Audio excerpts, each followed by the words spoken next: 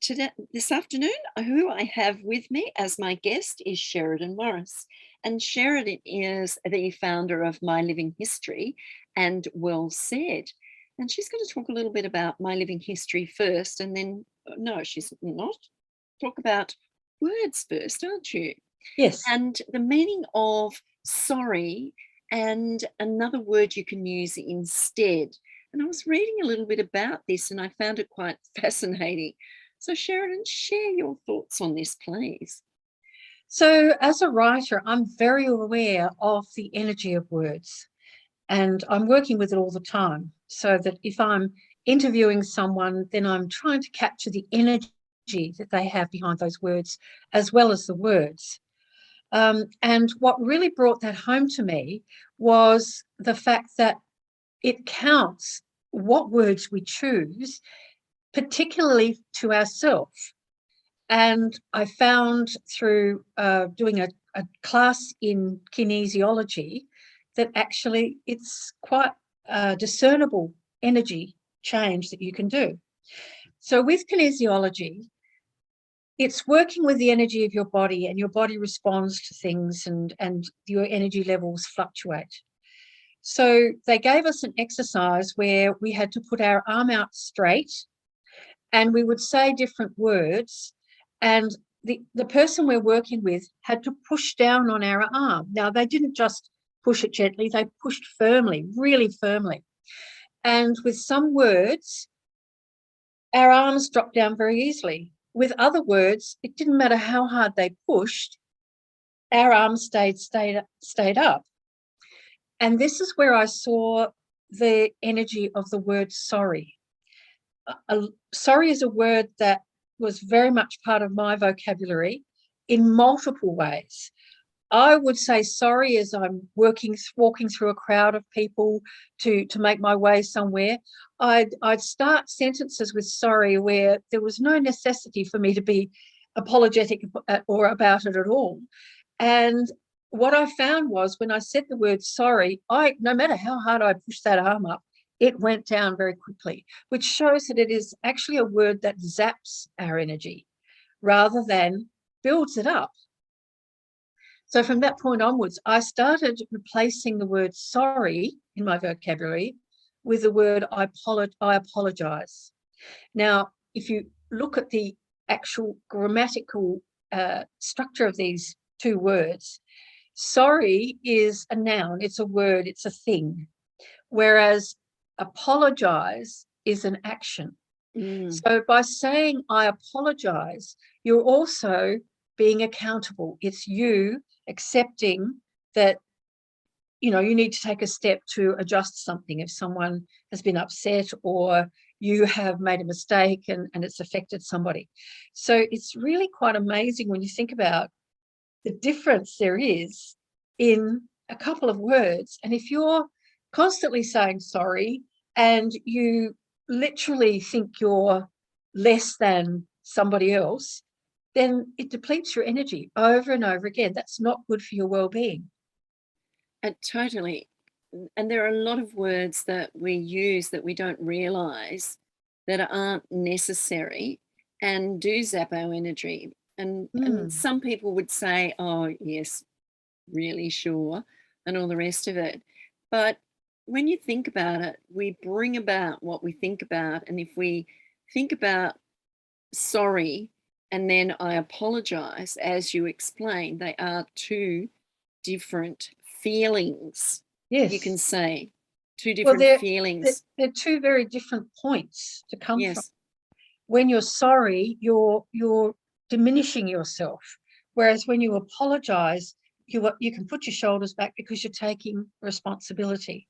yes. And it's interesting when you start to explore the words and the language that you use to yourself, because you can be actually depleting your energy constantly, and that can lead to illness and ill health. And it's a bit like using the word should. I should or I shouldn't. You either Yes. do or you don't. Yeah. You try. It's either you do or you don't. You don't try. You do it or you don't do it. You That's have a right. go at it. Yes. So there are lots of words that aren't really necessary in our language. The Yeah, English and language has more words than any other language that in the world. yes, But and all with they have emotion behind them. They have meaning behind them. With a word like should, it can be attached to guilt. It can be attached to you thinking that you're not good enough. And if you just change the beginning of that word and say could, mm, it completely changes where you're coming from and totally therefore different. changes the energy that's in your body. Yeah, yeah. And try. A lot of people say, "Oh, I'll try that."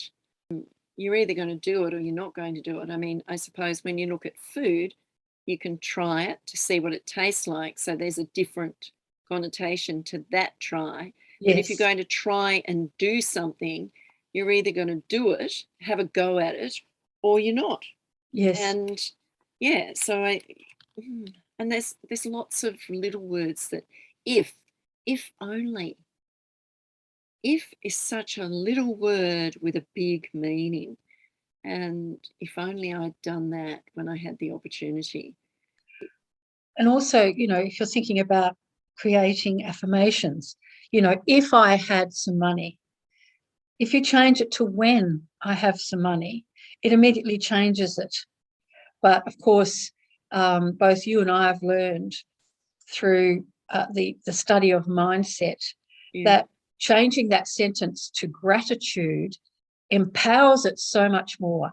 I'm so grateful and thankful now that I have this and I have that. Mm. And that's all it takes. It takes working on the language that we use to really transform how we're seeing the world and therefore how the world comes back at us. And how transforming it, but how we feel about it as well. I mean, Definitely. the energy is either a positive energy or a negative energy. And we don't think about it until we start talking about it, Yes. because we just go through there's another one. We go through every day and we do things and we'll say, oh, that didn't work or that wasn't very good. uh, Whereas you could say, well, I had a go at that. What could I have done better to make it easier for me to achieve that? Yes. Something like that. Instead of using all the negative words, oh, well, that didn't work, damn it. I'm not going to do that again. Or that always happens. Or That that, always yeah, happens. Here we go again. yeah. And we're putting out that the patterns we've already seen repeat over and over again. And we're the ones who are generating that. It's not that the world is having a go at us or somebody else is doing it to us. People have their reactions. They might respond in an angry way or a way that they might communicate in a way that we don't like and it doesn't work for us. But it doesn't mean that it has to be put onto our shoulders. Mm. That's about them. And it's about choosing how we respond to that, which is so important. And that's what it comes down to. It comes down to choice. We have a choice no matter what. And look, I've been through some pretty dark times in my life and faced some pretty intimidating, Situations. health Yeah. conditions and things like that. And what I worked on during that time was my language to myself in order to keep my energy up so that the treatment that I was receiving worked and I believe worked better. And I certainly felt better in that position. It's very easy, though, when you have a day when this happens and that happens, and you go, oh no, here we go, same old terrible day. And we set it ahead of our path. Yes. Um, I think I've said it to you before. I say to people, if they start to say, oh, well, this is going to happen, I'm going to this meeting and they're not going to listen to me and I don't know why I bother. And I go, well, hold on a minute. When you go to get into your car and you put your key in the ignition, do you say to yourself, okay, now I'm going to have a car accident? Uh-huh. No, you don't. No, you don't. But that is actually what you're doing if you're already creating doom and gloom because you don't know how the meeting's going to go. You don't know that how the other people of the meeting are going to be. And if you walk in ready and flexible and adaptable and not going looking for the negatives, then you might find that that meeting goes very well. Yes. Yes. And I like to see meetings go very well and very short, very quick Yes. and to the point, and get out. Oh that's gosh. that's what I How like. many times have we sat through meetings and we're just working with all people's reactions and emotions? Oh, They take forever. or they Whereas just want a gas bag. And you think, yes, yes, or gossip. gossip. And you just think, just get on with it. I've got better things to do with my time. Well, I want to that's be where out I of here. think if you're in a leadership position, that's where being really clear about your language can help, because you can just keep the meeting moving. You can move people's feelings just to focus on the positives or the result that you're looking forward to. If it hasn't quite come up to what you want to, how can you adjust it? How can you change it? What are the solutions?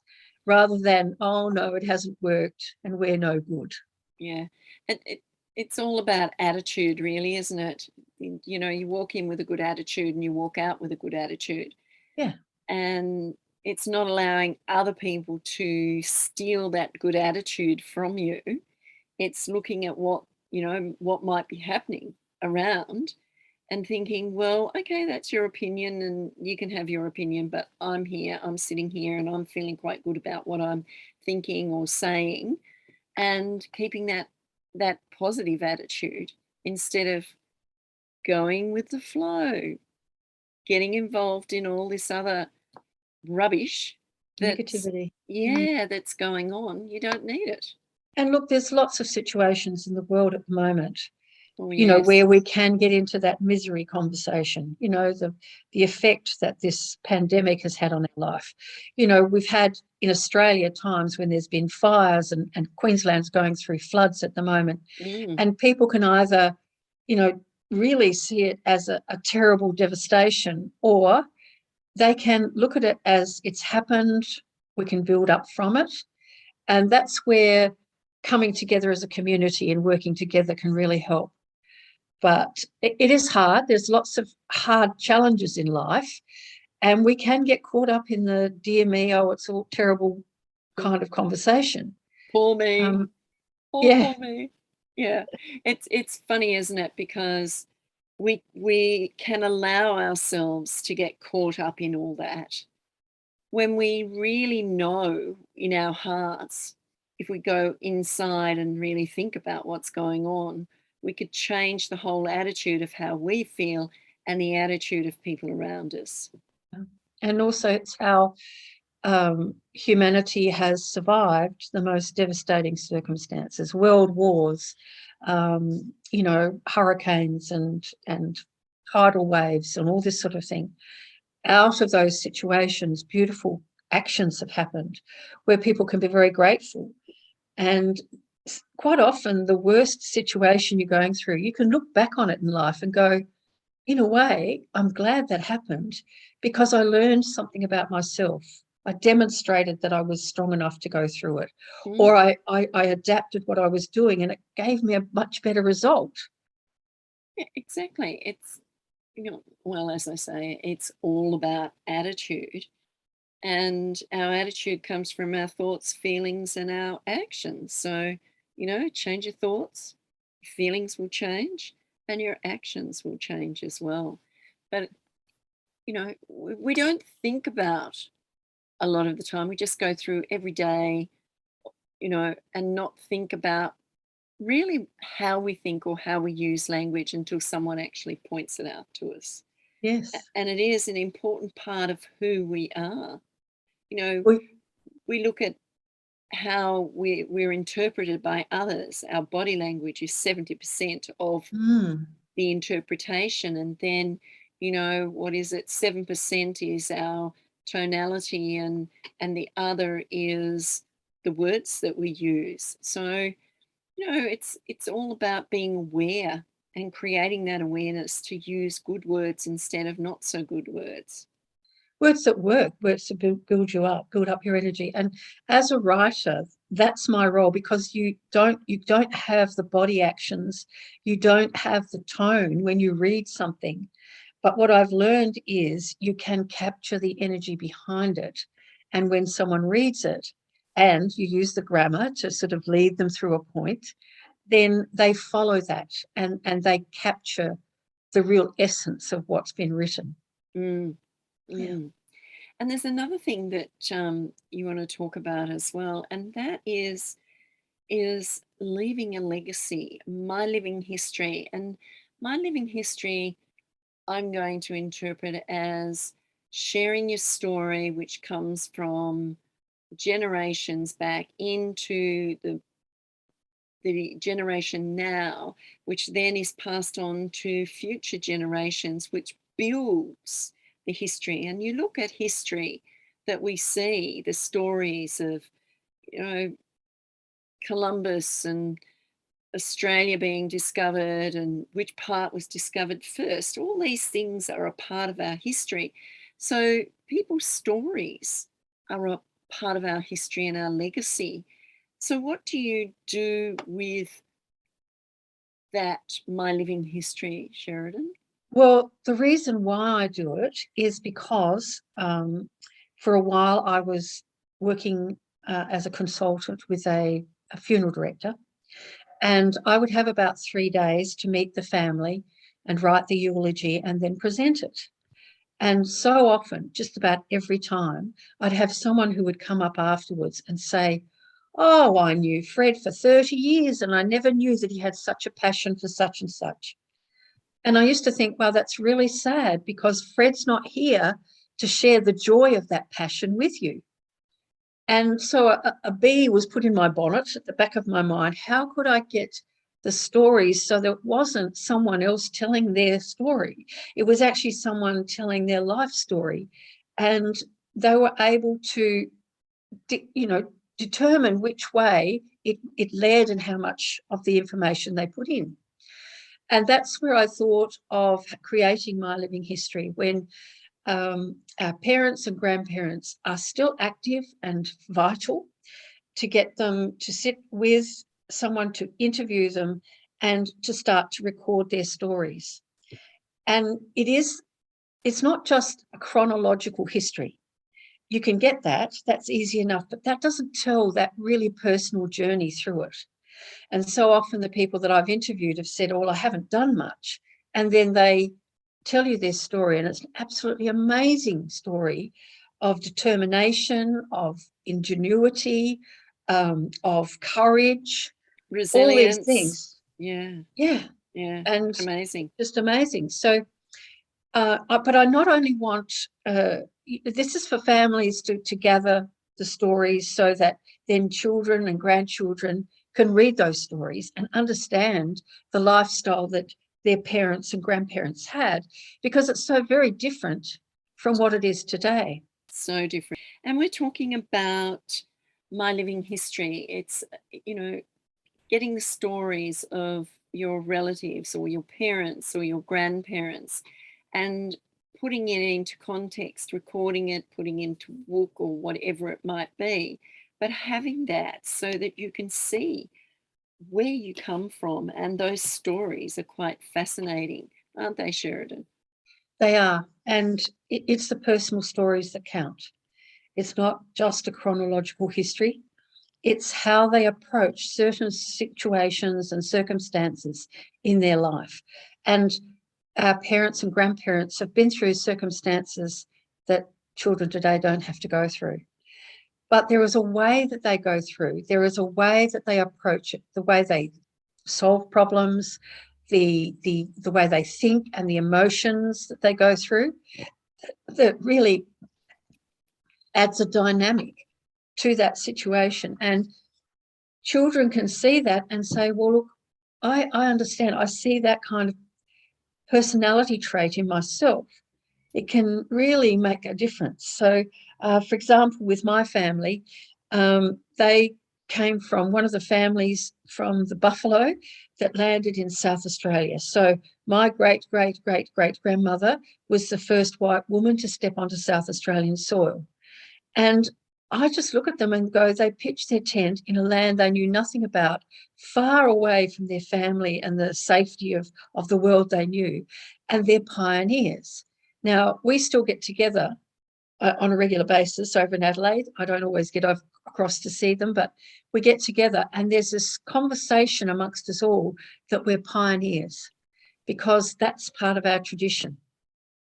And isn't that nice to know? Because that can be passed down through history, and people can have an appreciation for who came before them and the family and what they did and why they did it and the angst and everything that they went through to get to where they were at that time. Yeah.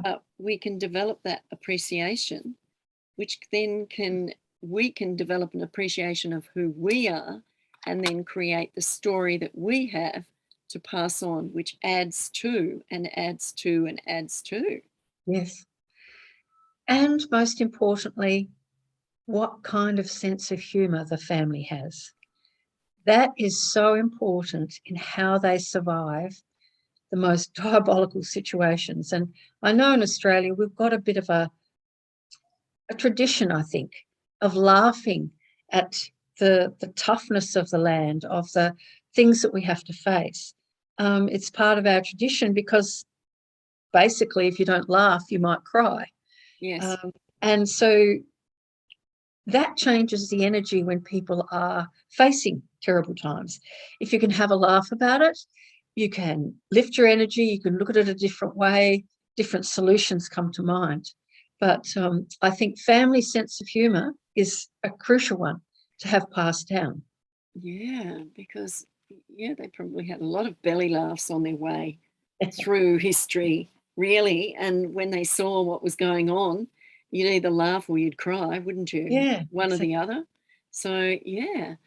Have you got any little stories, of just a memory of someone who's shared their story, which goes on to the next generation for them, their family? Well, I was approached by a young woman who she's in real estate herself. So she's quite a dynamic entrepreneurial person, has her own business, and she wanted to record her father's story. And he was one of the people who said to me, "Oh, I haven't done much." And then described how he escaped from Austria to go to Switzerland. And because he needed to work, he learned tailoring. And then he always had a fascination for flying. So he finally came out to Australia, and he was the man who looked at the people skiing on our ski fields with flappy bottoms on their pants and going, "Well, that doesn't work. You need to have tailored pants." And he started a business of the whole range of ski gear. And it was a very popular and very well-known brand. And he also took on gliding. He didn't do much. No, he didn't do much at all. So anyway, I was loving meeting with him and recording the story. And we were just got to the part where we were looking at the photographs that he had, and we wanted to, add them in. And I had an appointment booked to see him, and his daughter rang, and she said, "I'm really sorry, but Dad's had a terrible stroke. His health is okay. He will survive, but he can't talk and he can't move, and it's really going to restrict him." Now, this is a vibrant man who's taken on life in a very physical way. So at first it's a challenge in that way. But what her concern was, where were we at with the story? And I was able to say to her, "We've got the story, we've got it recorded, and now you can sit with him and go through the words and put the photographs in the right place for him." And I'm sure that would have helped him in his recovery from the stroke. And I'm very sure he would have been the sort of person who was just so dynamic. He charged through, he made it through and did the best he could to recover, because that's who he was as a person in life anyway.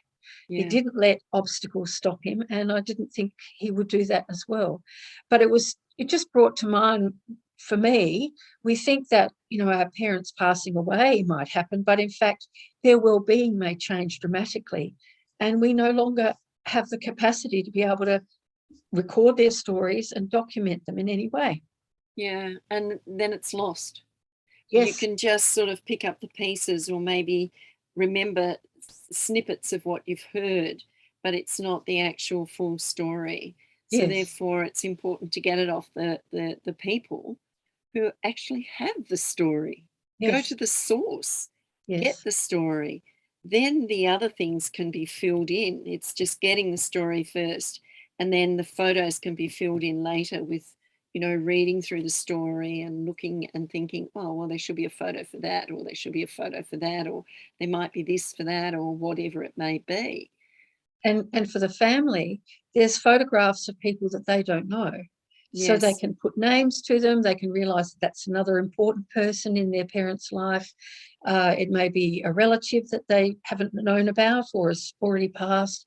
So you're gathering that kind of information where you're not just faced with a whole lot of photographs wondering who they are. Yeah, well, I'm faced with a few photographs that I've got, and I don't know who the hell they are. I'm thinking, Yeah. who are you? And how old were you when this photo was taken? And where do you come from? And it's true. Yes. It's true. And you sort of think, oh, that's a bit of history lost. Yes, the photos are there, but there's nothing written on them. Well, you So there's don't know nothing. how they felt on that day. You don't know what they had to do to go to that event or to meet up with that person. Yeah, That's the richness. That's the real dynamic of the story, yeah, is that that very personal experience of it. Sometimes, it's times when people are really nervous about something. I had a lovely time recording one wonderful man's history. Again, a very astute and well-known businessman as well. But he talked about when he courted his wife. And of course, she was 16 and he was 19, and they had to wait till she was 19 before they could get engaged and married. And the way that he talks about it, you could tell he was still so in love with her, and he was living through those emotions and the excitement of being able to meet each other. It had to be chaperoned for quite some time. All of that lovely, romance and everything was in the story there. It was yeah. just beautiful. Doesn't go on today, does it? Not quite so much, no. It's sort of kind of like, oh, okay, you miss out on that. There's no real story in that, is there? But it's really interesting to have that in your family, and I can't express it enough. Just to, sometimes you want to just sit down and veg out, but you can sit down and pick up this book which has the history in it and think, wow, I Yeah. didn't know that. Yes. And it's fascinating stuff. And you, And it is showing respect for their life, mm, respect for what they went through and what they managed to survive, and how they faced things that have then made it so much easier for us, the following generations. so much easier. But we never think about it, do we? We never think about it like that. We just Mm, take it all for granted that this is the way it is. Someone's creating a war over there and there's a flood here. As long as it's not affecting us, everything's okay. But the history, this old history, I mean, the fires, the floods, the droughts and all those things, they're a part of the living history of those people that live on the land. yes. Huge history there. Yep. Absolutely massive history. What other little stories have you got there? Well, I was commissioned to do a book on Clydesdale horses. And this is where I went out to the rural sector and I spoke to people on farms there, and the love that they had for their Clydesdale horses, and the way that their Clydesdales just helped them do so many things. These huge horses, massive beasts, and yet they were so gentle and they had impeccable memory and they were just so reliable. And I remember one farmer saying he remembered the clink of the chains as they walked along. It was such a part of his life, and knowing that life was good when he was up on the wagon listening to the clink of the chains with the Clydesdale horses. And, when they're groomed and everything like that, they look amazing, don't they? Oh, they're beautiful. Absolutely beautiful. So strong, so strong. Tell me a little bit about what was it for you that made you want to create that My Living History? Where did it start for you? Well, I think it started because my family had recorded their history, and we were lucky enough to have some of my great great great grandmother's letters back to the family in England. So we did get that very personal view of it. But also, I know the importance of that. So many of us have come from other lands to Australia. So we've got a previous culture and we've got our culture in Australia. And there are traditions and there's food and there's a whole way of being that comes from that culture. So I've always been connected to that. But as I said, when I would say to when I would tell a eulogy, give a eulogy to someone, and someone that knew them very well would come up and say that they'd missed that opportunity to talk to them about something that was really important in their life, it was an opportunity missed. And Mm, so that to me sort of resolved it. And I think I even encourage people if um, so often it's the families that come to me and ask for the histories to be recorded.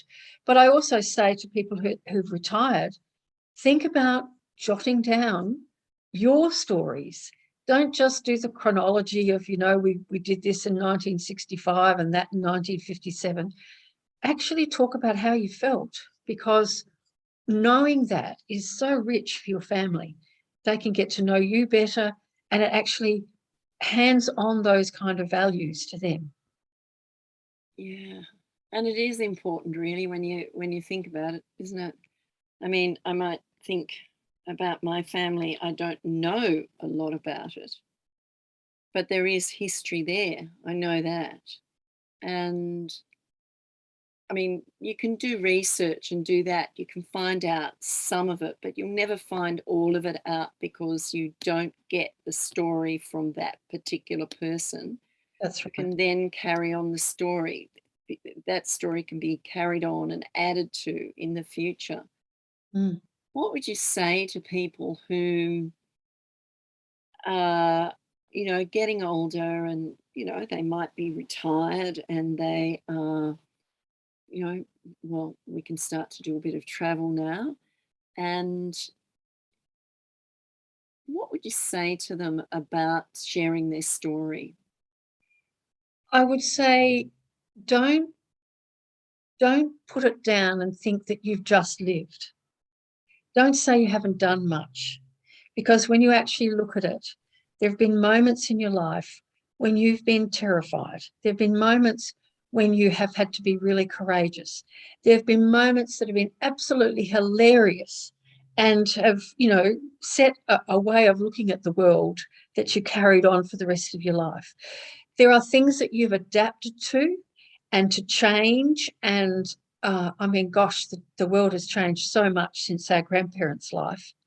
So value that and start writing it down. Find a way to find a space where you just attend to it and write it down. And then, find a way to get it transcribed so that it can possibly be put into a book for your family.